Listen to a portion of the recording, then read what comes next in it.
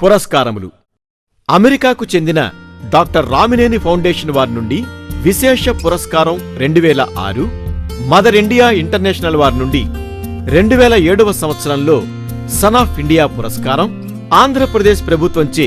గణతంత్ర దినోత్సవం సందర్భంగా 2005 మరియు 2007 సంవత్సరాల్లో తూర్పుగోదావరి జిల్లా కలెక్టర్ మరియు జిల్లా మ్యాజిస్ట్రేట్ వారి నుండి ప్రశంసా పత్రాలు, మదర్ ఇండియా ఇంటర్నేషనల్ వారిచే 2009వ సంవత్సరంలో భారత రత్నశ్రీ జాతీయ పురస్కారం,